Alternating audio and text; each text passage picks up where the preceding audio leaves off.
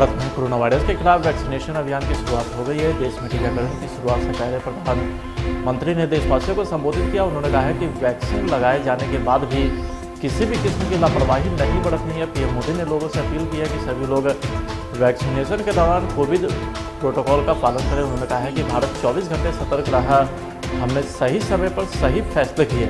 Corona टीकाकरण अभियान की शुरुआत करते हुए प्रधानमंत्री नरेंद्र मोदी अपने संबोधन के दौरान उन स्वास्थ्य कर्मियों को याद करके भावुक हो गए जो कोविड संक्रमण की चपेट में आकर कभी घर वापस नहीं लौटे।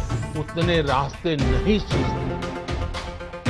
सामान्य तौर पर बीमारी में पूरा परिवार बीमार व्यक्ति की देखभाल के लिए जुट जाता है, लेकिन इस बीमारी ने तो बीमार को ही अकेला कर दिया। अनेकों जगह पर छोटे छोटे बीमार बच्चों को मां से दूर रहना पड़ा। मां परेशान रहती थी, मां रोती थी, लेकिन चाहकर भी कुछ कर नहीं पाती थी। बच्चे को अपनी गोद में नहीं ले पाती। कहीं बुजुर्ग पिता अस्पताल में अकेले अपनी बीमारी से संघर्ष करने को मजबूर थे। संतान चाहकर भी उसके पास नहीं जा पाती। जो हमें छोड़कर चले गए, उनको परंपरा के मुताबिक वो विदाई भी नहीं मिल सकी जिसके वो हकदार थे।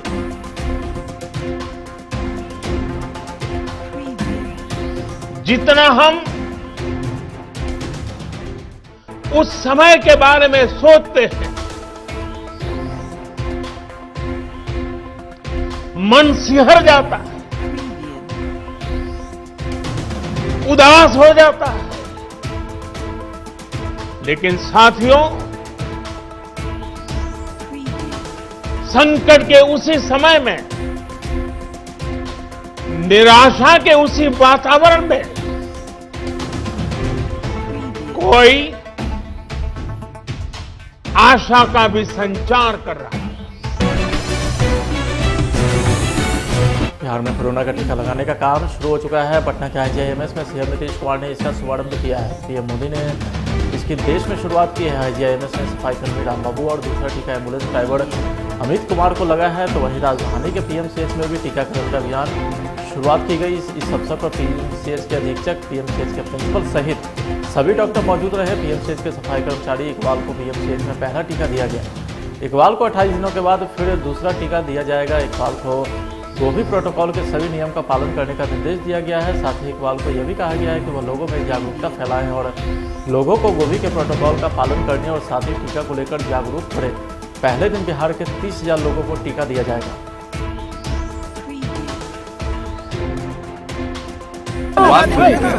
स्तर पर उपस्थित रहे और इसके बारे में जो पूरे बिहार की पूरी तैयारी है वैक्सीनेशन का, उसके बारे में अभी आपको माननीय मंत्री जी आपके साथ विस्तृत बातचीत करके एक एक बात की जानकारी देंगे। सासाराम में भी कोविड का वैक्सीनेशन का कार्य शुरू हो गया। डीएम धर्मेंद्र कुमार और civil surgeon doctor Sudhir Kumar की देखरेख में इसकी शुरुआत हुई। सासाराम के सदर अस्पताल के वैक्सीनेशन वार्ड को पूरी तरीके से सुसज्जित कर दिया तथा स्वास्थ्य कर्मी के वैक्सीनेशन के साथ यह अभियान शुरू हो गया। जी सर, अभी स्टार्ट हो रहा है। में तो हम लोग का जितना हेल्थ वर्कर्स हैं, हेल्थ वर्कर्स सरकारी हो निजी हो, सभी लोग का वैक्सीनेशन होगा।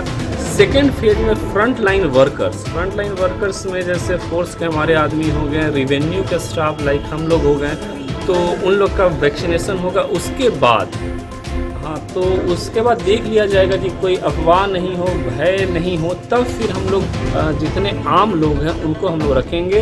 मीडिया वालों को भी सेकेंड फेज में रखने की हम लोग की योजना है। अभी देखेंगे हम लोग सरकार की इसमें राय क्या। आज जो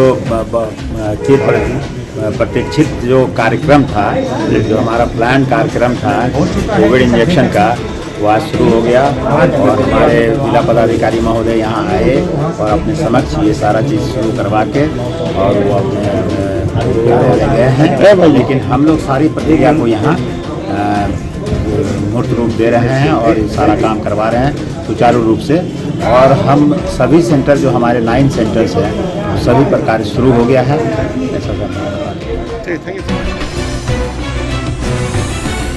तो वहीं विश्वरूपी महामारी कोरोना पर जीत पर भव्य हवन पूजन का आयोजन किया गया। 11 बाल ब्राह्मण के साथ अबीर गुलाल शंखनाद के साथ खुशी की लहर पटना के वेद विद्यालय में देखने को मिला, जहां आचार्य अक्षय तिवारी के साथ 111 ब्राह्मण ने मुख्य रूप से हिस्सा ली। कार्यक्रम आयोजक कृष्ण सिंह कल्लू के साथ दर्जन लोगों ने मुख्य रूप से हिस्सा लिया। वायरस ने आज कुछ नहीं बिगाड़ पाया। विश्व रूपी महामारी कोरोना पर आज भारत ने विजय प्राप्त किया है। आज भव्य हवन पूजन के साथ जश्न मनाए हैं हम लोग बाल ब्राह्मणों के साथ, और इसी हवन कुंड में कोरोना को हम लोगों ने आज नष्ट करने का कार्य किया। देश के लोकप्रिय प्रधानमंत्री के साथ तमाम वैज्ञानिक और डॉक्टरों को तहे दिल से बहुत बहुत। बिहार के पूर्व स्वास्थ्य मंत्री तेज प्रताप यादव का बड़ा बयान सामने आया है। उन्होंने कहा है कि पत्रकारों के सवाल पर गुस्सा में हो जाते हैं मुख्यमंत्री, उनसे नहीं समझ रहा है बिहार, उनकी कोई बात नहीं सुनता है। नीतीश कुमार को इस्तीफा दे देनी चाहिए, अब उनकी उम्र हो गई है, यह उसी का असर है। जब राज्य में क्राइम होगा तो पत्रकार और जनता उन्हीं से सवाल पूछेंगे। तो वहीं तेज प्रताप ने भड़ास में जमकर बिहार सरकार व प्रशासन को ललकारा, कहा कि थाने में बिना पैसा लिए कोई काम नहीं होता। देखिए, बयान दे रहे हैं, क्या कर रहे हैं नहीं कर रहे हैं, इस पे है कि पूरे तरीके से क्रिमिनल को पकड़ना चाहिए और दूध का दूध पानी का पानी हो रहे थे। जनता के सामने अगर आप आए हैं तो जनता का आप सेवा कीजिए, नहीं तो कुर्सी छोड़िए। आखिर में नीतीश कुमार को गुस्सा बार बार क्यों आता? अब क्यों आता है उनको गुस्सा? आप उनसे सवाल कीजिए कि आपको भाई गुस्सा क्यों आता है। अब गुस्सा होते हैं कि हंसते हैं कि बोलते हैं, नाचते हैं कि गाते हैं, कौन जानता है। उम्र का तकाजा माना जाता है क्या? उम्र का तकाजा भी हो सकता है। अब देखिए, उम्र के साथ साथ तो होता ही है, बहुत सारे लोगों को परेशानियाँ होती हैं। वही परेशानी से हाँ, ठीक है, डन कीजिए। पटना में रुपेश हत्याकांड की आग अभी ठंडी भी नहीं हुई थी कि ठीक उसी तर्ज पर हाजीपुर में अधिवक्ता की हत्या कर अपराधियों ने राज्य में कानून व्यवस्था को खुली चुनौती दे दी। शनिवार अहले सुबह महुआ थाना के भरतपुर गांव के पास अपराधियों ने हाजीपुर कोर्ट के अधिवक्ता रवि रंजन झा की गोली मारकर हत्या कर दी। यह हत्या ठीक रुपेश की तर्ज पर हुई है। मतलब कार चलाते अधिवक्ता पर बाइक सवार ने गोलीबारी की, जिससे उनके मौके पर ही मौत हो गई है। बताया जाता है कि अधिवक्ता रवि रंजन झा अपने पैतृक गाँव तिसियोता थाना के महती गांव से लाल रंग के वैगनर से हाजीपुर लौट रहे थे, तभी अपराधियों ने गोली मारकर उनकी हत्या कर दी। हत्या की सूचना पर महुआ थाने पुलिस घटनास्थल पर पहुंची। हत्या के कारण का अभी तक कोई पता नहीं चल सका है।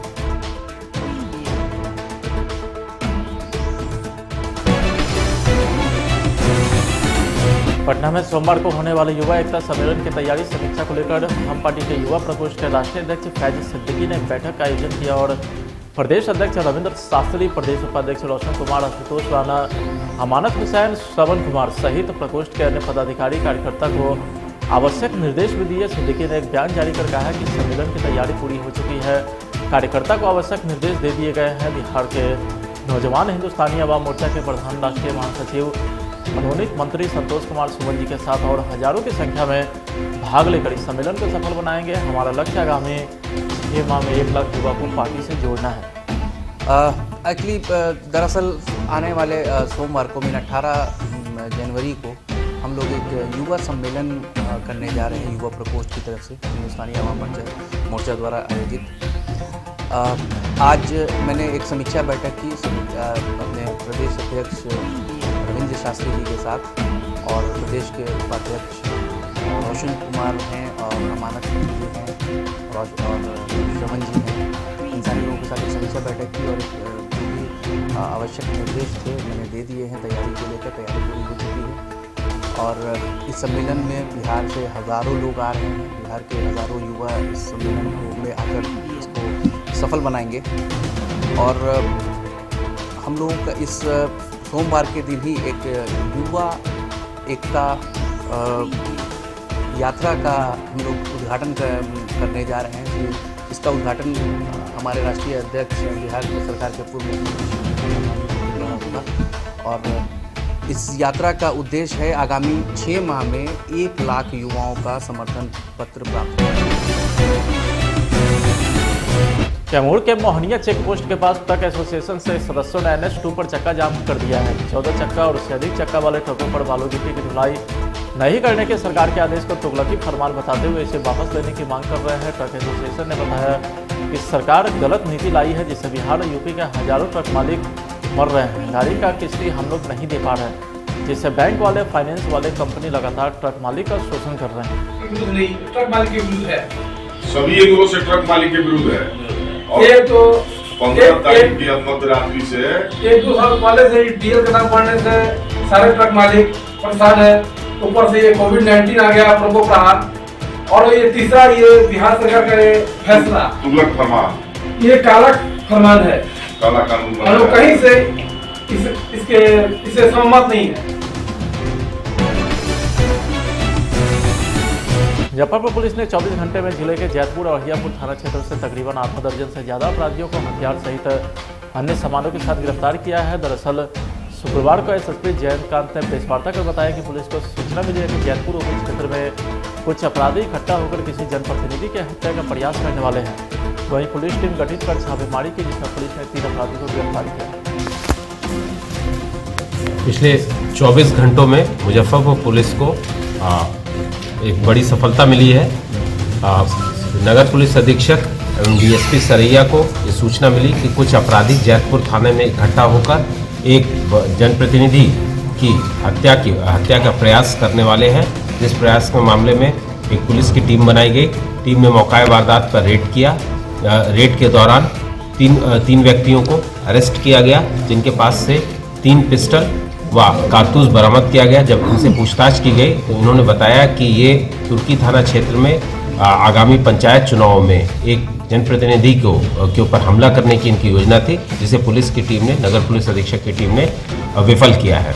इसके अलावा अहियापुर थाना क्षेत्र में पुलिस ने एक विशेष टीम ने छापेमारी की नगर पुलिस अधीक्षक के नेतृत्व में, जिसमें 4 व्यक्तियों को अरेस्ट किया गया, जिनके पास से एक कंट्री मेड वेपन, NDPS का 1 किलो अन्य आपत्तिजनक सामान और अन्य सामान बरामद किया गया। जब इनसे फर्दर पूछताछ की गई तो इन्होंने भी कई कांडों में, जिसमें से लूट के और छिनतई के कई कांड थे, जिसमें अपनी संलिप्तता स्वीकार की है। इस प्रकार पुलिस को अपराध रोकने में बड़ी मदद मिली। Thank you. प्रशासन पार्ट 2 में अवैध शराब के खिलाफ आवाज बुलंद करना दंपति को महंगा पड़ा है। शराब माफियाओं ने घर में घुसकर दंपति को बेरहमी से पिटाई की। यही नहीं, जाते जाते धमकी भी दी कि जान से मार डालेंगे। दरअसल पूरा मामला जिले के डालमिया नगर इलाके का गंगोली गांव का है, जहां 2 दिन पहले गांव में बन रहे हैं अवैध शराब को लेकर शराब माफिया के खिलाफ ग्रामीणों ने मोर्चा खोल दिया था और मुख्यमंत्री सहित पुलिस के वरीय अधिकारी को चिट्ठी लिखकर कार्रवाई की मांग की थी। ग्रामीण के इस आंदोलन की शराब माफिया को भनक लग गई और बीती रात घर में घुसकर लाठी डंडे से लैस होकर शराब माफिया ने आंदोलन की अगुवाई कर रहे पप्पू और उनकी पत्नी को बेरहमी से पीट डाला। अभी मेरे साथ मारपीट किया गया, हुजूम बनाकर 8-10 लोगों के साथ जाकर मेरी और मेरी पत्नी का मंगलसूत्र वगैरह छीन लिया गया। लास्ट में मजबूर होकर के थाना प्रशासन में आए हैं। कहाँ पर हुआ ये चीज घटना? गंगौली मेरे घर में घुस करके ये चीज घर में घुस कर सबका कान के मारने लगे। कौन लोग?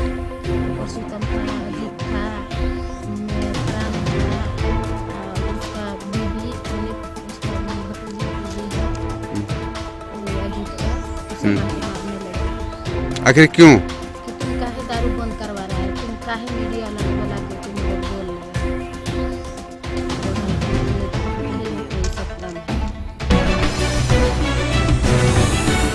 सासाराम पुलिस ने विभिन्न आपराधिक मामलों में वांछित 4 अपराधी को थाना क्षेत्र के विभिन्न इलाकों से गिरफ्तार किया है। कुचाई से अमित चौधरी, खिड़की घाट से सोनू यादव, फजलगंज से अभिमन्यु और मोनू यादव को भी गिरफ्तार किया है। सबको पुलिस को विभिन्न आपराधिक वारदातों में तलाश दी।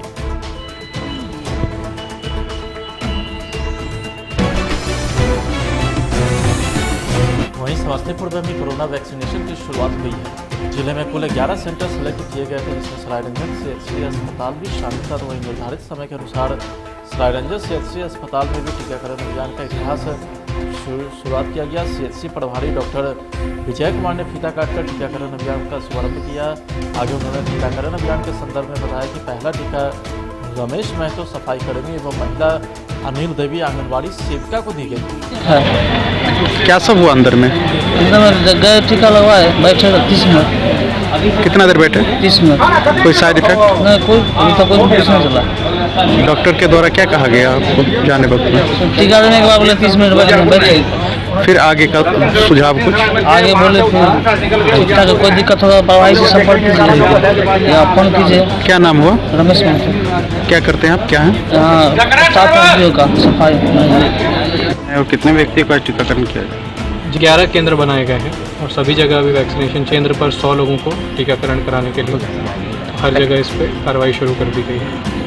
प्राथमिकता सर किस आधार पर तय किया गया है? ये प्राथमिकता सभी फ्रंटलाइन वर्कर्स हैं, डॉक्टर, नर्स, ANM हैं, LT हैं, सफाई कर्मी हैं, एम्बुलेंस चालक हैं, तो सभी से कुछ लोगों को चुना गया।